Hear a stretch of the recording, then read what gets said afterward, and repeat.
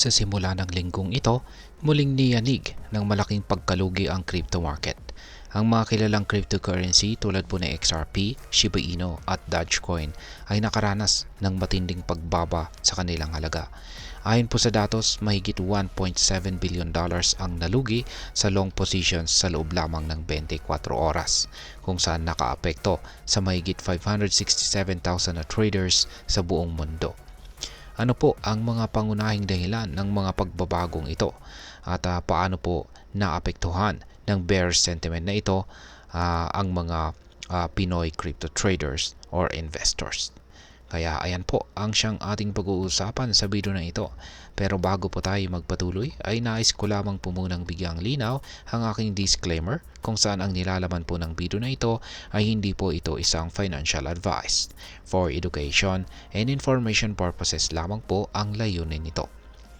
Yan, umpisahan po natin sa kung bakit malaki ang luging natamo ni XRP. Ayan, kay XRP muna tayo. Si XRP ay isa po sa mga kilalang digital asset, ang pinakamalaking nalugi sa mga tokens na naapektuhan.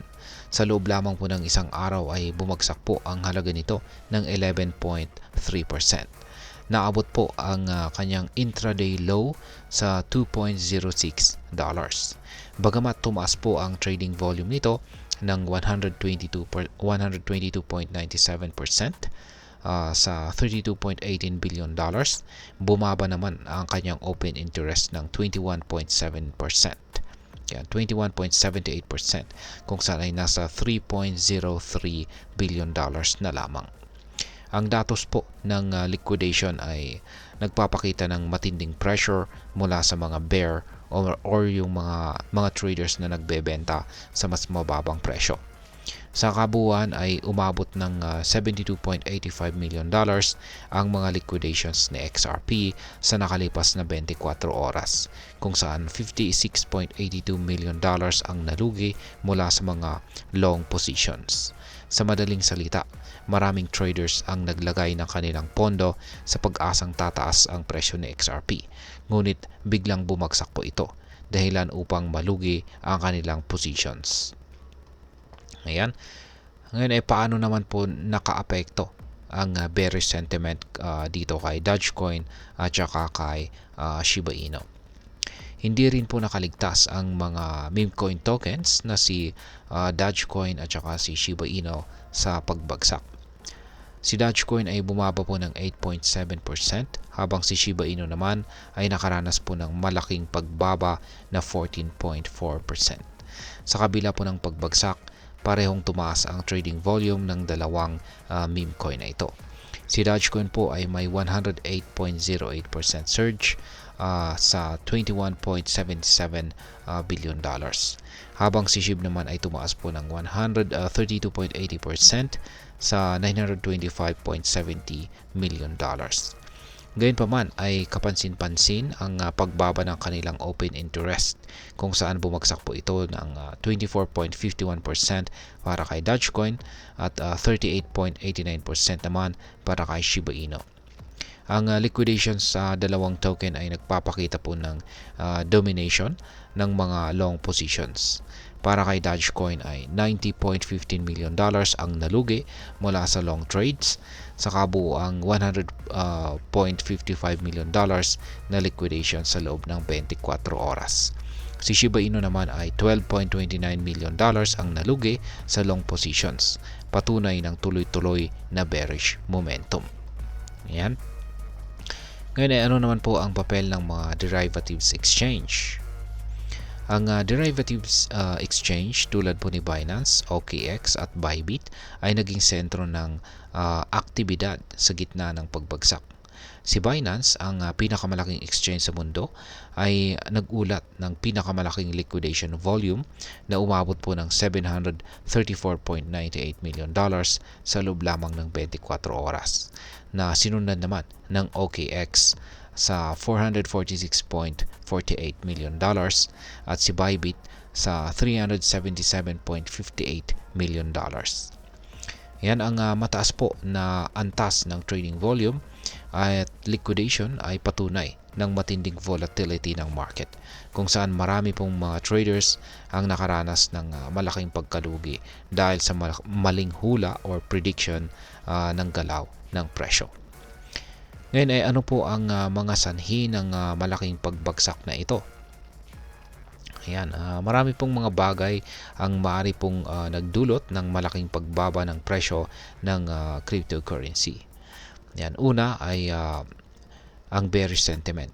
Ang pagbaba po ng tiwala ng mga traders sa market ay maaring dulot po ng kawalang katiyakan sa macroeconomic environment tulad po ng interest rate hikes or geopolitical tension. Pangalawa ay ang liquidation cascades. Kapag marami pong traders ang nalulugi dahil sa biglang pagbaba ng presyo, mas lalo po itong nagpapabilis ng pagbaba dahil napipilitang pong magbenta ang iba pang mga traders upang maiwasan ang mas malaking pagkalugi. At pangatlo ay ang kakulangan po ng organic demand. Sa kabila po ng pagtaas ng trading volume, ang pagbaba ng open interest ay nagpapakita po na maraming investors ang nagiging mas maingat at umaatras mula sa market. Ngayon ay ano naman po ang maaaring maging epekto nito para sa atin bilang mga Pinoy trader o investors. Yan, ang pagbagsak po na ito ay nagdadala ng ilang hamon at oportunidad. Yan, una ay ang pagkawala po ng kapital. Ang mga traders na may long positions ay posibleng malugi kung hindi po nila nabantayan ang kanilang mga trade o hindi po gumamit ng tamang risk management tools tulad ng stop loss orders. Pangalawa ay ang pagbukas po ng oportunidad.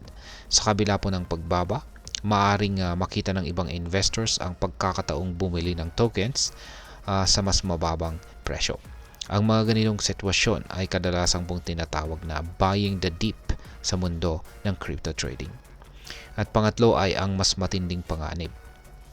Dahil po sa mataas na volatility ay mas kinakailangan po ng mga Pinoy trader ang maingat na pagpaplano at tamang pag-aaral bago po mag-invest. At ngayon ay ano naman po ang aking masasabi tungkol dito? Ang pagbagsak po sa crypto market ay isang paalala na ang cryptocurrency trading ay hindi po palaging isang diretsyong daan patungo sa kita. Sa halip ito po ay puno ng matataas na panganib o risk, lalo na kung hindi naiintindihan ng trader ang dynamics ng market.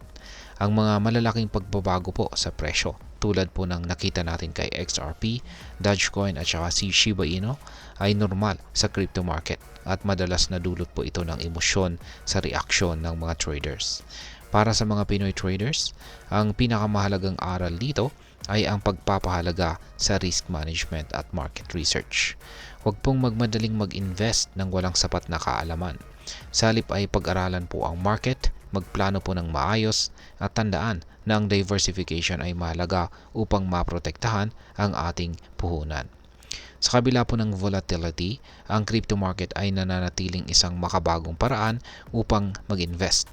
Ngunit tulad po ng anumang investment, hindi po ito dapat baliwalain. Palaging tandaan, ang tagumpay po sa trading ay hindi lamang po nakabase sa swerte, kundi sa tamang kaalaman at disiplina. At ayan, hanggang dito na lamang po tayo sa video na ito mga ka-crypto. Sana po ay inyong nagustuhan ang aking paliwanag sa video na ito. Kung inyo po itong nagustuhan, pag-click lamang po ang like button nito. Marami pong salamat sa panonood. Ingat po tayo lagi at God bless po sa ating lahat.